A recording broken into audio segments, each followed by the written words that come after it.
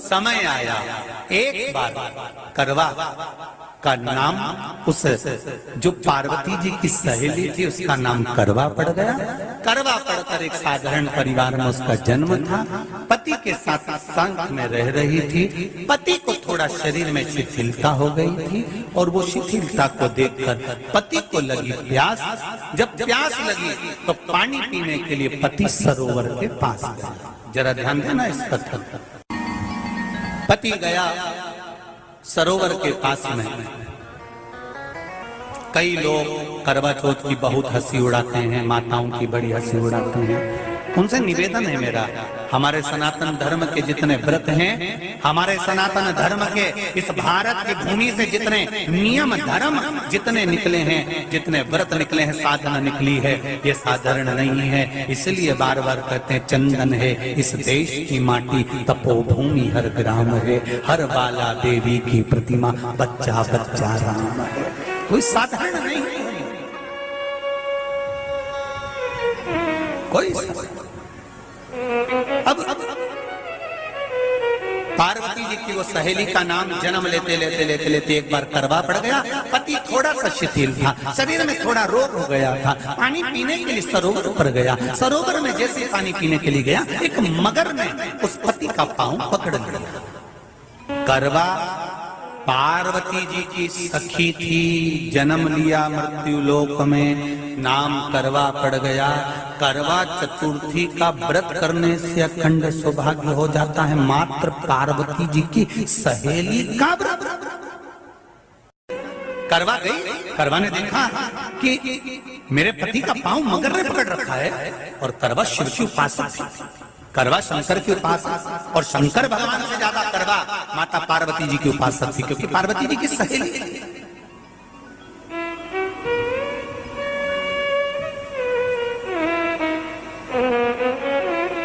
पति का पांव खींचकर मगर पानी में लेकर जा रहा था। करवा आराधना में लगी हुई थी। करवा ने मिट्टी का एक गोल भाग ही बनाया था, जिस पर पार्वती जी का जो नीचे का पीठी का होती है उस पर शिवलिंग रखा था। केवल नीचे का भाग का निर्माण ही करा था, और करवा के कानों में शब्द पड़ गया। करवा के कानों में शब्द पड़ गया, पति के चीखने की आवाज आई। करवा दौड़ पड़ी। ये तो कैलेंडर में छपा हुआ करवा चौथ का फोटो आने लगा, नहीं तो पहले नियम था दीवार पर बनाई जाती थी और वहां पूजन करी जाती थी। कई माताएं जानती होगी यहाँ पर आज भी, पहले दीवार पर बनती थी, पूरा परिवार की सौभाग्यवती नारियां वहां आकर पूजन करती थी एक जगह, फिर बाद में छत पर जाकर करवे का अर्घ दिया करती थी। ये नियम था। अब तो बना बनाया कागज आ जाता, उसको चिपका दो, पूजन कर लो, वो अलग प्रमाण। पर यहाँ करवा मट्टी का भाग का लेपन कर रही थी, और लेपन करते करते बस उस समय पर पति की आवाज आई, छोड़ा। करवा भागी, और शिव आराधना में लगी हुई करवा, पार्वती की आराधना में लगी हुई करवा भाग कर गई।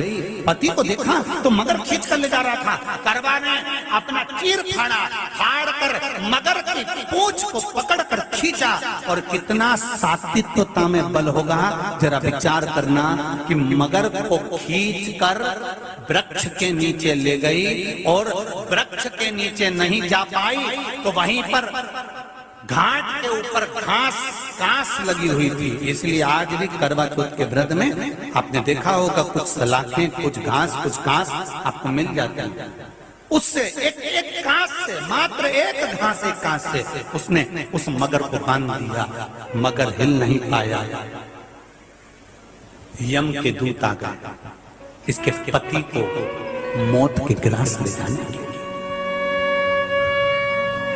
यम के दूत।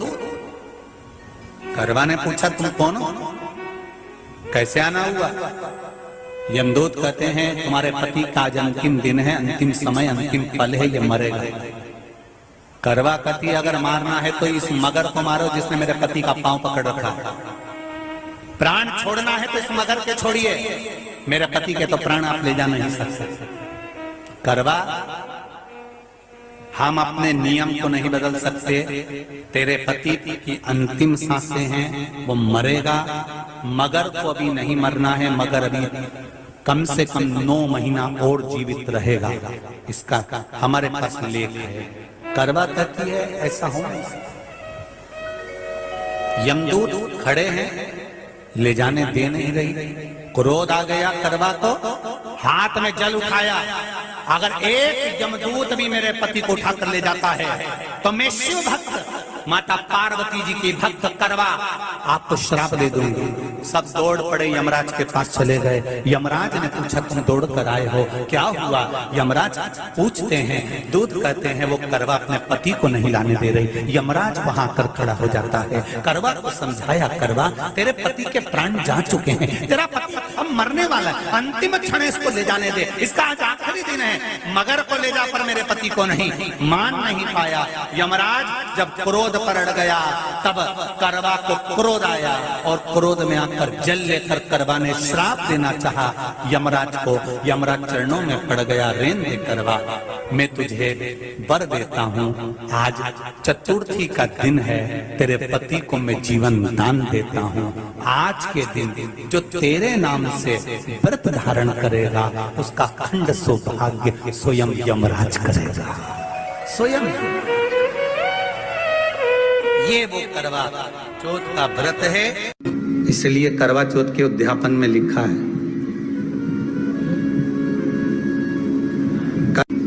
उसका जब उद्यापन होता है तो एक थाली में 13 जगह पर 4-4 पूड़ी रखी जाती है। आप लोगों को तो मालूम होगा, आप लोगों ने करा होगा करवा चौथ का उद्यापन। एक थाली में 13 जगह पर पूड़ी और सीरा, सीरा मतलब हलवा रखा जाता है। और रखने के बाद में उसके ऊपर एक पत्तल रखकर उस पर सुहाग का वस्त्र, साड़ी, 5 वस्त्र, सुहाग सामग्री सब उस पर रखी जाती है। और रखने के बाद में हाथ में कंकु, चावल, हल्दी लेकर, संकल्प लेकर उस थाली पर से घुमाया जाता है। कामना करी जाती है, हे चौथ माता, हे करवा चौथ, हे चतुर्थी मां, मेरे जीवन में मैंने आपका व्रत करा है, मेरे इस व्रत को स्वीकार करना, मेरा सौभाग्य का, मेरा मांग का सिंदूर, मेरी भाल की बिंदी, मेरे हाथ का चूड़ा, मेरी पाँव की बिछोड़ी, इसको अमर करना मां। और जो ये वस्त्र मैं दे रही हूं, इस वस्त्र को मैं जो प्रदान कर रही हूँ चौथ माता, इसको स्वीकार कर कर मेरी भी चुनड़ी को लाल बनाए रखना। तब उस साड़ी को, उस वस्तु को, उस सामग्री को उठाकर घर की वृद्ध सास को, जो घर में सासू होती है, उसको दिया जाता है। सास नहीं हो तो किसी सौभाग्यवती नारी को दिया जाता है। उसके बाद में आप फिर ब्राह्मणों का भोजन कराओ, बड़े प्रेम से बुलाओ और ब्राह्मण ब्राह्मणी का भोजन कराओ। अब आज के जमाने में जो करवा चौथ का उद्यापन होता है, उसमें जब समाज की माताएं उद्यापन करती है तो केवल स्त्री को भोजन करा देती है, पुरुष को नहीं कराती। पर करवा चौथ के उद्यापन में लिखा है कि ब्राह्मण का भोजन होना चाहिए, उसके साथ सौभाग्यवती नारी आए, उसकी पत्नी। पर अपन ने तो सोचा कि चौथ माता का उद्यापन है तो केवल स्त्री को खिला दो, उद्यापन का पूर्ण फल मिल जाएगा। नहीं, उसका सुख नहीं और देने का भी फल है महाराज। करवा चौथ का उद्यापन करो तो भोजन करने उसको बुलाओ जो अपने घर का हो, उसको उद्यापन में नहीं गिनो। अपने घर के लोगों तो वैसे ही भोजन करेंगे, घर का व्यक्ति तो वैसे ही भोजन करेगा ना, पर अपन ने उन्हीं को गिना। ने हमारी बड़ी जीजी के गिन लो, ने छोटी जीजी गिन लो, ने भांजी के गिन लो, ने उसके गिन लो, ने उसके गिन लो, ने 13-14 ऐसे इकट्ठा कर लिया। ने साहब ये अपने इकट्ठे हो गए, ये तो अपने हो गए। ये तो तुम उद्यापन करोगे तो घर में इनको तो जिमाना ही पड़ेगा क्योंकि तुम्हारे रिश्तेदार है। दूसरे को जिमा कर जब हम दान देते हैं, दान उसको लगता है जो दूसरे को दिया गया।